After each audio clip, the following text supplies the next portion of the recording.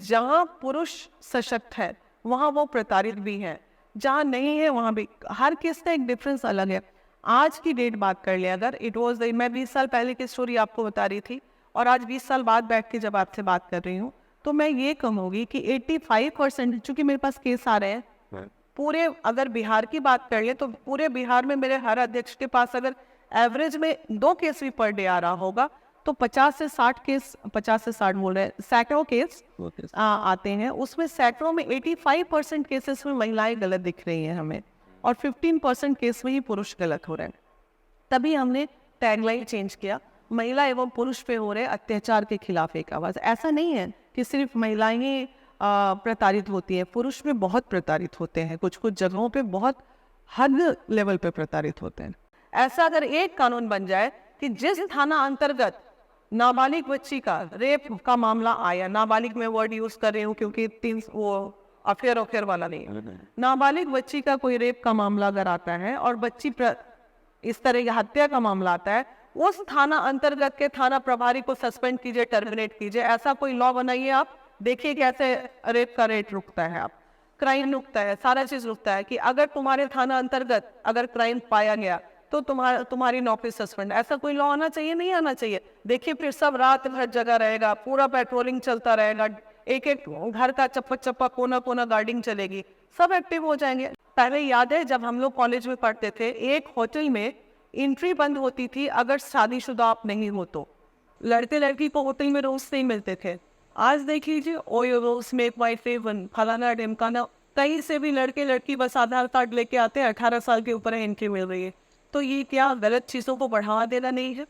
क्या इस पे रोक नहीं लगना चाहिए? क्या हमारी जो क्राइम रेट बढ़ते हैं, लिविंग रिलेशनशिप को हो या रेप का हो, मान लो उसी कमरे में वो लड़की जा रही है, 4 दोस्त के साथ रेप हो रहा है, तो क्या ये सिस्टम यहाँ डैमेज नहीं है? बहुत सारी चीज़ें जुड़ी हुई है।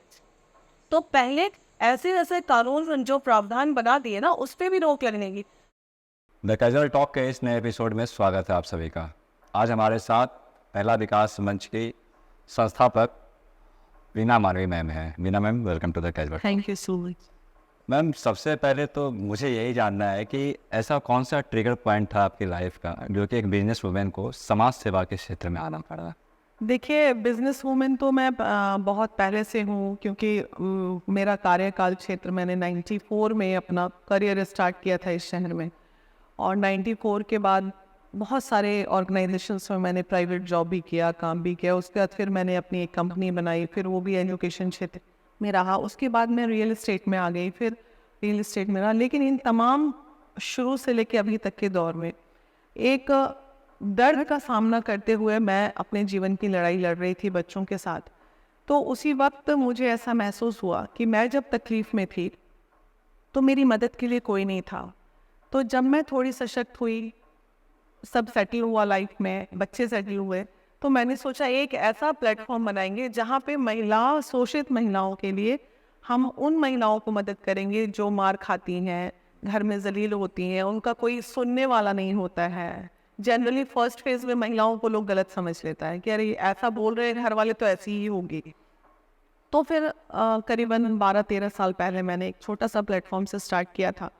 पहले ये मैं जिस समाज से बिलोंग करती हूँ तो वो जायसवाल महिला विकास मंच था। फिर ये मुझे लगा मैं बनिया समाज से हूँ, तो फिर लगा वैश्य समाज 56 जातियों का समूह है, फिर ये वैश्य महिला विकास मंच बना। वैश्य महिला विकास मंच में अब राजपूत, हिंदू, मुस्लिम सब आने लगे दर्द लेके। तो फिर लोगों ने कहा ये वैश्य क्यों रहेगा, इसको भी हटाओ।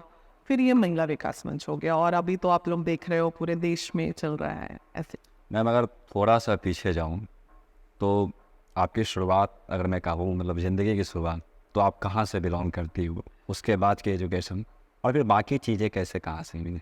देखिए, मैं बहुत ही अच्छे घर से, मेरे फादर केंद्रीय विद्यालय में प्रिंसिपल थे, और थ्रू आउट मैं बाहर मेरा एजुकेशन हुआ, भूटान, नेपाल, झांसी, जहाँ जहाँ उनका ट्रांसफ़र हुआ मैं भी उनके साथ साथ पढ़ते चली गई। और लास्ट जब मैं क्लास 10th में थी तो नागपुर में मेरे फादर पोस्टेड थे उस वक्त एक्सीडेंट में उनका देहांत हो गया था। और उसके बाद से जो आपने कहा ना कहाँ से चेंज हुआ लाइफ, मेरे एक ही भाई हैं, वो जम्मू में NIT में वो इंजीनियरिंग कर रहे थे। तो चूंकि मैं अकेली थी और माँ बच गई, तो उन्हें अपनी पढ़ाई छोड़ के अनुकंपा के आधार पे उनकी जॉब हुई केंद्रीय विद्यालय में, और फिर वहीं से हमारी लाइफ चेंज हो गई कि एक रॉयल लाइफ जीती थी, इकलौती बेटी थी, तो थोड़ा कष्ट वहीं से शुरू हुआ। खैर वो भी उतना नहीं रहा जीवन में, हम फिर बोकारो ट्रांसफ़र हुआ। जब मैं +2 कर चुकी थी, +2 करने के बाद मैं जब नागपुर में ग्रेजुएशन में थी, तो उस वक्त भैया का ट्रांसफ़र हो गया था धनबाद, सॉरी बोकारो। तो ये पूरा महाराष्ट्र से अचानक से झारखंड में आना पड़ा और माहौल बिल्कुल चेंज जो थ्रू आउट रहा। तो तभी एक पेपर में ऐड आया था एक स्कूल में वैकेंसी की, तो मैं 94 में ही ग्रेजुएशन मैं करते हुए फिर मैंने वहाँ का छोड़ा, फिर मैं बिहार से ग्रेजुएशन की, फिर जॉब करते करते मैंने ग्रेजुएशन किया। लेकिन इस बीच मैंने 3 महीने का एक डिप्लोमा इन क्राइम रिपोर्ट्स होता था उस समय जर्नलिज्म का, वो कोर्स मैंने नागपुर से किया था। तो मेरे में वो पत्रकारिता वाला नशा था, तो वो मैं आई बिहार, और तब से वो स्कूल ज्वाइन करने के बाद मेरा करियर बिहार से फिर स्टार्ट हुआ, फिर शादी हुई, ऐसे चला। मैम बिजनेस के क्षेत्र में आपका कैसे क्या आना हो गया अचानक से? जैसे हाँ मैं बताती हूँ, बिजनेस के क्षेत्र में ऐसे आना हुआ कि मैं पहले एक स्कूल में रही, और स्कूल में जॉब करने के बाद कहीं प्रिंसिपल बनी, कहीं एडमिशन इंचार्ज बनी। उसके बाद फिर अचानक से एक, चूंकि एजुकेशन लाइन था, तो सैलरी, वो लाइफ का होता है ना कि कहाँ सैलरी ज़्यादा है, एक प्राइवेट जॉब में तो सबको होती है। तो फिर मैंने देखा कि NIT NIT कंप्यूटर, वहाँ पे एक अच्छी सैलरी में मेरी ज्वाइनिंग हो रही थी। उस वक्त मैं डिप्लोमा इन सॉफ्टवेयर इंजीनियरिंग कर रही थी। It was the year 1999, I hope so. कहाँ से कर रही थी? कंकड़बाग ब्रांच है उनका। शादी हो चुकी थी, बच्चे भी हो रहे थे, एक बेटी हो चुकी थी मेरी। तो चूँकि स्ट्रगल लाइफ रहा, लगा कि नहीं चलो कुछ और करते हैं।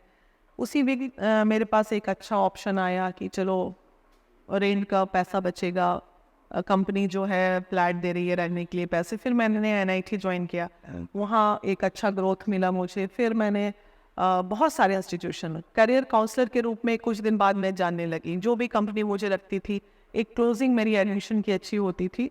तो लास्ट जो दौर रहा मेरा एजुकेशन क्षेत्र छोड़ने का, वो 2009 में नहीं 2008 में, मैंने 2008 में मेरी सैलरी 75,000 रुपये महीना हुआ करती थी इस शहर में। यस, तो बहुत स्ट्रगल करके, तो फिर उस वक्त मुझे लगा कि एक कंपनी में काम करते हैं 75 देते हैं, क्यों ना मैं अब 4-5 कोचिंग इंस्टीट्यूट का काम एक साथ करूं। फिर मैंने मैकपाई एजुकेशनल सर्विसेज करके एग्जीबिशन रोड में छोटी सी एक ऑफिस बनाई, 4-5 काउंसलर्स रखे, मार्केटिंग पर्सनस रखे, मार्केटिंग स्किल मेरा अच्छा रहा थ्रू आउट।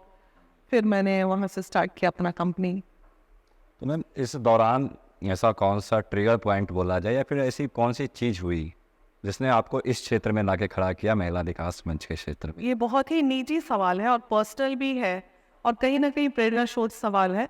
तो ये तमाम जो मेरा दौर रहा, चाहे नौकरी की रही या बिजनेस वुमेन की रही, फिर एजुकेशन छोड़ के मैं रियल एस्टेट में आई, तो इन तमाम दौर में एक चीज़ मेरे साथ लगातार चलती रही, वो मेरी बदनामी, और वो मेरे परिवार वालों के द्वारा, मेरे परिवार वाले नहीं कहेंगे, किसी एक व्यक्ति के द्वारा मेरा अंडरस्टैंडिंग नहीं होना जीवन में। लेकिन फिर भी ज़िंदगी एक रेल की पटरी की तरह रही, कभी मेंटल मैच नहीं हो सका हस्बैंड से। तो चूँकि वो कभी मैंने उनका 1 रुपया जाना नहीं, और एक सिंगल मदर के लिए कितना कष्ट होता है 2 बच्चों को पालना पोसना और उनको एक मुकाम हासिल कराना, तो उसी में चलता रहा। फिर मैं जब सशक्त हो गई तो मैंने ये संगठन बना लिया। मार खाना क्या होता है, दर्द क्या होता है, मैंने देखा है वो दर्द, तो शायद मुझे लगता है मुझसे अच्छा कोई नहीं समझ।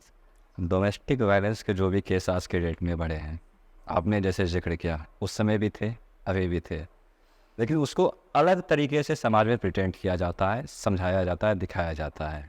अगर इसको एक सिंपल से तरीके से एक्सप्लेन किया जाए तो डोमेस्टिक वायलेंस होता क्या है, किसी को समझाने के लिए? देखिए, डोमेस्टिक वायलेंस बेसिकली जो मैंने अपने जीवन में देखा है कि वो ये एक ऐसी चीज़ है कि अगर रिश्ते में प्यार ना हो, बंधन ना हो, एक ग्रेट अंडरस्टैंडिंग ना हो बिटवीन हस्बैंड एंड वाइफ, और वायलेंस, अभी हम, मेरे लिए तो ना मेरी सासू माँ कभी खराब रही, ना मेरी ननद रही, ना मेरे परिवार वाले रहे, तो इसलिए हर डोमेस्टिक वायलेंस का एक अलग अलग फेज होता है। कहीं हस्बैंड बुरा मिलता है तो कहीं वाइफ बुरी मिलती है, अंडरस्टैंडिंग बदमाश जिसको कहते हैं ना, बहुत रूड एंड क्रूअल बिहेवियर वाले, तो ऐसा चलता है। तो उसमें कहीं कुछ मिला के चल रहे हैं लोग और कहीं कुछ अलग हो रहे हैं, कहीं सास बदमाश है तो कहीं ये डोमेस्टिक वायलेंस के अलग अलग परिभाषा हैं, कहीं पेरेंट भी बदमाश है। अभी एक केस हमारे पास आया जहाँ माँ बाप भी इस तरह के क्रूएल होते हैं बच्चों के साथ, तो आखिर ओनर किलिंग होता है तो माँ ही बाप ना मारते हैं बच्चों को इतने सारे।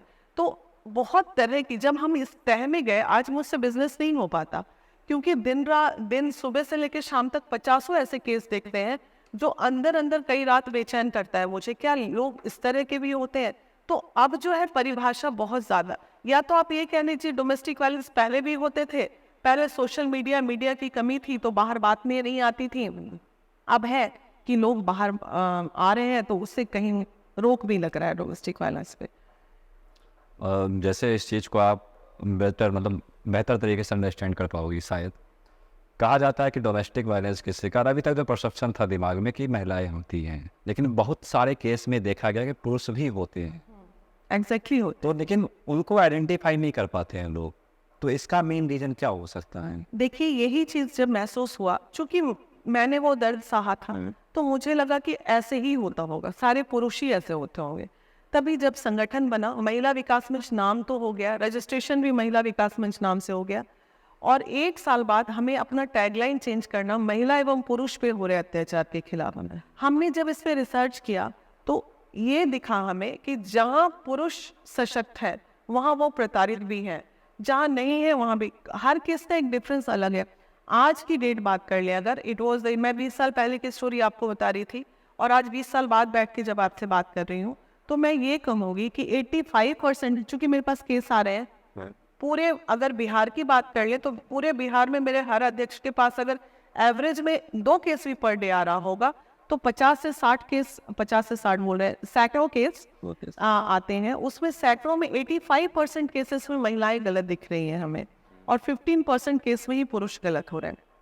तभी हमने टैगलाइन चेंज किया, महिला एवं पुरुष पे हो रहे अत्याचार के खिलाफ एक आवाज। ऐसा नहीं है कि सिर्फ महिलाएं ही प्रताड़ित होती हैं, पुरुष में बहुत प्रताड़ित होते हैं, कुछ कुछ जगहों पे बहुत हद लेवल पे प्रताड़ित होते हैं। तो महिलाओं के उत्थान के लिए तो महिला विकास मंच है, महिला आयोग है, सब कुछ है। पुरुष के उत्थान के लिए, पुरुष के उत्थान के लिए महिला विकास मंच है ना। अभी हमने 12 से 13 बच्चों को पिछले 1.5 साल में जेल से बाहर निकाला, जो झूठे रेप केस के मामले में लड़कियां आजकल लिविंग में कर दे रही हैं। तो बेचारे उनके पास तो कोई, उनका संविधान में ऐसा कोई लॉ नहीं बना है, तो वो तो फंस जाते हैं, जेल चले जाते हैं, और लड़कियां आराम से दूसरी शादी करके घर भी बसा रही है, जीवन में आगे भी बढ़ रही है, और लड़का मोहब्बत करके जेल में सड़ रहा है। तो वैसे केसेस में बहुत हम काम कर रहे हैं, लड़कियों को काउंसलिंग करते हैं, समझाने की कोशिश करते हैं, केस उठवाते हैं, पेरेंट को डांटते हैं, ये सब चल रहा है बहुत। मैम आपके अनुसार अगर 2 वे पॉइंट हम बात किया जाए तो रेप होते ही क्यों है? ऐसा क्या भारतीय संविधान में ऐसी कौन सी कमी रह गई है जिस कारण से उनके दिमाग में, रेपिस्ट के दिमाग में ये निश्चित है कि ठीक है मैं रेप कर दूंगा, कोई दिक्कत नहीं? देखिए रेप इसलिए हो रहे हैं, अगर हम पहले रेपिस्ट को, अगर एक कितना लड़ना पड़ा था उस निर्भया केस में, 7 साल के बाद फांसी हुई, तो ये लड़ने की शक्ति भी तो होनी चाहिए परिवार के पास। अब इसमें यहाँ संविधान अगर ये कहे 45 दिन के अगर उनका अपराध साबित हो गया तो उन्हें 50वें दिन एकदम फांसी दे दे। तो ये सब चीजें अगर सुचारू रूप से चलने लगे तो क्या होता है, यहाँ पे देखिए प्रशासन मैनेज हो जाते हैं, लाखों लाख, अब किसी की जान जा रही है तो वहाँ लाखों रुपए गिरने लग रहे हैं, तो चीज़ों में ढिलाई हो रही है, कानून कहीं अच्छा है तो कहीं खराब भी है, हमारे प्रशासन के लोग जहाँ ईमानदार हैं वहाँ बेईमान भी है, तो हर चीज़ मिक्स है। सिस्टम पूरे एक व्यक्ति से सिस्टम डैमेज नहीं होता है, सिस्टम पूरे सिस्टम से सिस्टम डैमेज होता है। उसमें 10% ईमानदार है तो 90% बेईमान है, तो ईमानदार कहाँ वहाँ कार्य कर पाएंगे। तो बहुत सारी चीज़ें एक साथ है जिसकी वजह से अपराधियों का मनोबल बढ़ता है। अपराधी बोलते हैं अरे वो किया था, क्या हुआ, अभी तो बाहर ही घूम रहा है। हमारे बिहार की बात कर लो ना, कितने रेपिस्ट बाहर घूम रहे हैं, कुछ नहीं सजा है, भ्रष्टाचार चरम सीमा पे है। तो ये सब सिस्टम का दोष है। माइंडसेट को कैसे बदला जाए? ये बदलने की चीज़ नहीं है भाई। देखिए संकीर्ण मानसिकता के जो लोग होते हैं वो एक दूसरे टाइप के लोग होते हैं। उन संकीर्ण मानसिकता के लोगों से हमें बच्चियों को बचाने की जरूरत है, उनके मानसिकता को बदलना मुश्किल है। हम रोड पे चल रहे हैं तो रोड पे भेड़िए भी चलते हैं, अच्छे लोग भी चलते हैं। ये हमें पहचानना है कि हम किस समाज के बीच में रह रहे हैं। क्या हमारी ज़्यादातर अभी बिहार में जो चीज़ें देखिए, गाँव रूरल एरियाज बच्ची सुरक्षित नहीं, लेकिन शहर में लड़कियां सुरक्षित अभी भी हैं, क्योंकि उनका माइंड लेवल, सोसाइटी, सारी चीज़ें डिपेंड करता है। तो इसलिए आप हर जगह पे ये डिपेंड करता है किस क्षेत्र में रहेंगे, कैसा सोसाइटी है। एक रेप के पीछे संकीर्ण मानसिकता के व्यक्ति के साथ वो सोसाइटी भी कहीं ना कहीं होती है, जहाँ पे बच्चों पे एकदम निगरानी, पेरेंट्स को भी अपने बच्चों पे निगरानी रखने की जरूरत है। लेकिन अब जब भेड़िया समाज में घूम रहे हैं तो सुरक्षा तो हमें अपनी भी खुद करनी होगी ना बचने के लिए। ये देखो मैम तो फिर तो वही बात हो गई ना कि लड़की को ही बचा के रखो। तो भेड़िया, अब ये बताइए, जिस थाना अंतर्गत ऐसा अगर कानून बने, बहुत कानून आपने लड़कियों के लिए बनाया, ऐसा अगर एक कानून बन जाए कि जिस थाना अंतर्गत नाबालिग बच्ची का रेप का मामला आया, नाबालिग में वर्ड यूज कर रही हूँ क्योंकि वो अफेयर वाला नहीं है, नाबालिग बच्ची का कोई रेप का मामला अगर आता है और बच्ची इस तरह की हत्या का मामला आता है, उस थाना अंतर्गत के थाना प्रभारी को सस्पेंड कीजिए, टर्मिनेट कीजिए। ऐसा कोई लॉ बनाइए, आप देखिए कैसे रेप का रेट रुकता है, आप क्राइम रुकता है, सारा चीज रुकता है। कि अगर तुम्हारे थाना अंतर्गत अगर क्राइम पाया गया तो तुम्हारी नौकरी सस्पेंड। ऐसा कोई लॉ आना चाहिए, नहीं आना चाहिए। देखिए फिर सब रात भर जगह रहेगा, पूरा पेट्रोलिंग चलता रहेगा, एक एक घर का चप्पा चप्पा कोना कोना गार्डिंग चलेगी, सब एक्टिव हो जाएंगे। लेकिन नहीं, इन लोगों को तो बस ऐसा काम करना है कि जहाँ खुद को बचा के रखना है। मतलब शासन प्रशासन सरकार चाहे तो बिल्कुल, उन लोगों के लिए भी कानून बननी चाहिए, कानून वाले लोगों के लिए भी संविधान बनना चाहिए। वो भी तो अपराधी है। आपके नाक के पीछे क्राइम हो रहा है और आप बैठे हुए हैं, तो आपके लिए कानून नहीं चाहिए, आपके लिए नहीं चाहिए। सुप्रीम कोर्ट ने कुछ दिन पहले एडल्ट्री को जायज़ बताया था हिंदुस्तान में, लेकिन बहुत सारे केसेस ऐसे आ रहे हैं जिसमें कि दिखता है साफ तौर पे कि ये चीज़ें गलत वे में जा रही हैं। तो एडल्ट्री पे आपके क्या विचार है, क्या सही है क्या गलत है? उस पे अगर हम बात करें तो सबसे पहले इसको जो कानून ने ये दे दिया कि कोई भी बालिग बच्चा अपनी मर्जी से कहीं पे भी घूम सकता है, फिर सकता है, रिलेशन में रह सकता है, तो ये कानून हमें, हमारे जो संस्कृति है, हमारी जो भारत की सभ्यता है, हम भारतीय हैं, ये हमें कहीं पचती नहीं, हजम नहीं होती ये कानून हमें। आप पहले याद है जब हम लोग कॉलेज में पढ़ते थे, एक होटल में एंट्री बंद होती थी अगर शादीशुदा आप नहीं हो तो। लड़के लड़की को होटल में रोज नहीं मिलते थे। आज देख लीजिए, ओयो रोज मेक माई फेवन, फलाना ढिमकाना, कहीं से भी लड़के लड़की बस आधार कार्ड लेके आते हैं, 18 साल के ऊपर एंट्री मिल रही है। तो ये क्या गलत चीज़ों को बढ़ावा देना नहीं है? क्या इस पे रोक नहीं लगना चाहिए? क्या हमारी जो क्राइम रेट बढ़ते हैं, लिविंग रिलेशनशिप का हो या रेप का हो, मान लो उसी कमरे में वो लड़की जा रही है, 4 दोस्त के साथ रेप हो रहा है, तो क्या ये सिस्टम यहाँ डैमेज नहीं है? बहुत सारी चीज़ें जुड़ी हुई है। तो पहले ऐसे ऐसे कानून जो प्रावधान बना दिए ना, उस पर भी रोक लगने की। जैसे ही रोक लगेगा, होटल वाले 18 साल के ऊपर फुआरे बच्चों को एंट्री बंद करेंगे। जब एंट्री बंद होगी तो उन लोगों का ठिकाना बंद होगा, ठिकाना बंद होगा तो कुछ तो बदलाव होगा। अभी जो ये ना इतना बड़ा मामला हो गया कि चक्कू से प्राइवेट पार्ट काट दिया, एंट्री थी तभी ना हमारे को काट दिया, नहीं तो नहीं करता। वो भी लड़का सुरक्षित रहता, लड़की भी सुरक्षित रहती। तो ये तो हमारे संविधान से ही दोष है, इसमें हम और आप क्या कर सकते हैं? लिविंग रिलेशनशिप का जो परसेप्शन चल पड़ा रहे हैं इसके एक सिनेमा में, वो कितना क्या सही है इंडियन कल्चर के हिसाब से, और क्या किस तरीके से? कि हम बहुत कहते हैं सनातनी हैं, और उसके बाद हम हिंदू धर्म को मानने वाले लोग हैं। पर्सनली आप मेरी राय यहाँ पूछ रहे हैं, लिविंग रिलेशनशिप को मैं कहीं से सहमति प्रदान नहीं करती हूँ। ये चीज़ हर माता पिता को अपने बच्चे पे ये ध्यान देना चाहिए और बच्चों पे निगरानी रखनी चाहिए और इस पे रोक लगना चाहिए। जैसे आपने भी बहुत सारे केस को हैंडल किया है, देखा है आपने नेशनल लेवल पे जाके, बहुत सारे केस में आप देखती होंगी कि हाँ ठीक है, आपको मालूम है कि सामने वाला गलत है, फिर भी आप उनको सपोर्ट नहीं कर पा रहे, सिचुएशन चाहे कुछ भी हो, कंडीशन चाहे कुछ भी हो। उस समय कैसा क्या फील होता है कि काश में कुछ और किसी तरीके से इनका मदद? नहीं, अब यही पे देखिए बदलाव किया है। ये सवाल अच्छा सवाल है आपका। अब संविधान में उन लोगों को लोग सपोर्ट नहीं कर पाते, जानते हुए वर्दीधारी या काली कोट कलम वाले लोग, कि ये संविधान नहीं है, हम कुछ नहीं कर सकते। लेकिन वैसे जगह में चूंकि हम सामाजिक संस्था है, तो हम उन लोगों को सपोर्ट करते हैं जो कानूनन फंसते हैं, और फिर काउंसलिंग के दौरान करके किसी तरह उस लड़की को कन्विंस करके, ये करके, बहुत सारी लड़कियां तो केस इसलिए करती है 10 लाख 20 लाख 5 लाख एक्सटॉर्शन लेके केस उठा लेती है।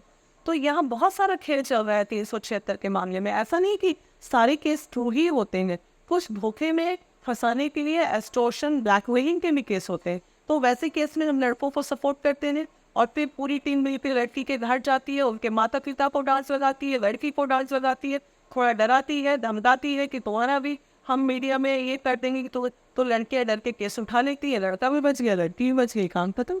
ऐसे केस में कितने % लड़कियों को सजा मिलती, चाहे किसी भी तरीके से? लड़कियों के लिए सजा का कोई प्रावधान ही नहीं है। तब तो मैम फिर वो कुछ भी कर सकती है। कर ही रही है, बच के रहो आप लोग, अदरवाइज आप लोग भी फंस जाओगे कभी। लड़के एक वक्त ऐसा आ रहा है कि लोग लड़कियों की परछाई से भी डरेंगे, हम उस दौर से अभी गुजर रहे हैं। तो अभी सभी युवा लड़कों को थोड़ा सा लड़कियों से बच के रहने की जरूरत है, पहचाने, देखें, पारिवारिक हो, तभी आपको कौन बोलता है इतना प्यार मोहब्बत के जाल में फंसने के लिए। और लड़कियां भी फंस रही हैं, कहीं कहीं लड़कियों के साथ भी गलत हो रहा है, लेकिन ज्यादातर लड़कों के साथ गलत हो रहा है अभी। तो फेमिनिज्म है क्या, जो एक सहारा दिया जाता है ना कि हाँ नताने का प्लेटफॉर्म यही है। तो कुछ भी कर सकती है, मतलब नहीं, कुछ भी कर सकती है, क्योंकि उसको अभी संविधान ने उसको अधिकार दिया है करने का, इसलिए होता है। थोड़ा सा अधिकार अगर टाइट हो जाए ना, तो फिर लड़कियां भी डरेंगे, फिर झूठा केस नहीं, एटलीस्ट झूठा केस तो नहीं होगा फिर, है ना।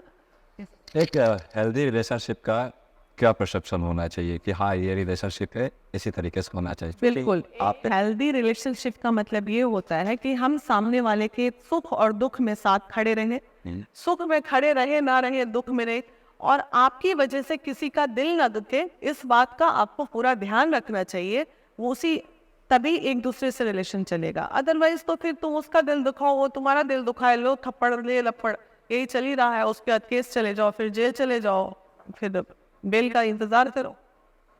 महिला विकास मंच का मूल क्या है, किस बेसिक पे, किस एथिक्स पे वो काम करे? देखिए, एथिक्स बेसिक समाज सेवा करने के लिए कुछ नहीं होता, मेन है कि हमारा मोटो एक है, हमारे कार्य से अगर 10 परिवार भी बच रहे हैं तो हम अपने आप को बहुत सुखी मान रहे हैं, क्योंकि अभी जो स्थिति है वो बहुत बुरी स्थिति हो गई है। हमारे मैसेज से अगर 10 परिवार भी जागरूक हो रहे हैं, 10 बच्चे भी अपने दिमाग में मेरी बात को ले रहे हैं, तो मेरा मिशन सक्सेस है। इससे ज्यादा कोई मोटो ही नहीं है हमारा। जैसे कि आपने बताया कि जो मेंटली डिस्टर्ब होती है या होते हैं, काउंसलिंग आप करवाती हो, उसके अलावा बहुत सारे केस आपके पास ऐसे आते हैं जो कहीं के नहीं रहते हैं, ना घर के ना घाट के। अभी आया है एक केस हमारे पास, बहुत वायरल हो रही है वो लड़की, पूजा 40 मिलियन व्यू चला गया उस पे, पति को छोड़ के बॉयफ्रेंड के साथ गई, बॉयफ्रेंड भी छोड़ दिया, ना घर के ना घाट के।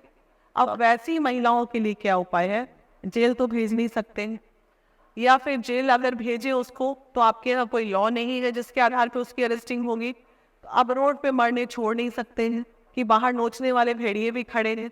तो वैसी महिलाओं को भी महिला विकास मंच एक अच्छे प्लेटफॉर्म देने की कोशिश करता है कि जाओ, कमाओ, खाओ, अपना जीवन जियो, सेटिल हो। धोखा खा के वो तो सबक ले चुकी है अपने जीवन में, तो फिर इस तरह के होते हैं प्रावधान। अब देखिए, कानून से हट के तो हम कुछ नहीं कर सकते ना, हमारे साथ भी मजबूरी है। कैसा क्या सपोर्ट मिलता है आपकी तरफ से उनको? सिलाई ट्रेनिंग करा दिए, मशरूम की खेती करा दिए, कुछ करा दिए। जो पढ़ी लिखी नहीं है उनको आज देखिए, जिनके यहाँ घर में छोटे बच्चे पैदा होते हैं, मदर फादर दोनों जॉब में है, तो बच्चे संभालने के लिए लोग ढूंढते हैं, वहाँ रखवा दिए घर संभालने के लिए। जो इसी तरह से चल रहा है। हमारे पास कोई इतना बड़ा प्लेटफॉर्म तो है नहीं कि हम पूरे देश को मदद कर ले, पूरे बिहार को कर ले, लेकिन हाँ 10 को भी कर लेते हैं तो कर लेते हैं। इन सब चीज़ों से हट के अगर मैं एक पर्सनल बात ही करूँ तो बीइंग ए मदर, आप अपने बेटी और बेटा को ऐसे कौन सी शिक्षा देते हो जो उनको सोसाइटी में काम आते हैं? देखिए, आपने बहुत पर्सनल सवाल पूछा है। चूंकि मेरी बेटी और बेटे का आप सवाल पूछते हैं, तो मैं आपको बता दूं, परी चौक पे इतना बड़ा जो समूह रन कर रहा है बच्चियों और बच्चों के काउंसलिंग के लिए, वो मेरे बेटे द्वारा ही किया जा रहा है। और आज परी चौक पे मुझे लगता है मेरे बेटे ने कम से कम अभी तक 100-150 बच्चियों को काउंसलिंग के थ्रू दिया, जैसे मारवाड़, पीफ्रा, ब्लैक विंग तरह बॉयज लोग, तो उनका ग्रुप वहीं चल रहा है। तो डेफिनेटली मेरा बेटा है, ब्लड उसमें मेरा है, तो उसमें संस्कार भी मेरे ही जाए हुए, तो इसलिए उसके लिए मुझे बहुत ज़्यादा अपने बच्चों से कोई वो नहीं है। दोनों वेल ऑफ है, सेटलमेंट जॉब कर रहे हैं। नहीं ठीक है, आपने अपना बता दिया ना।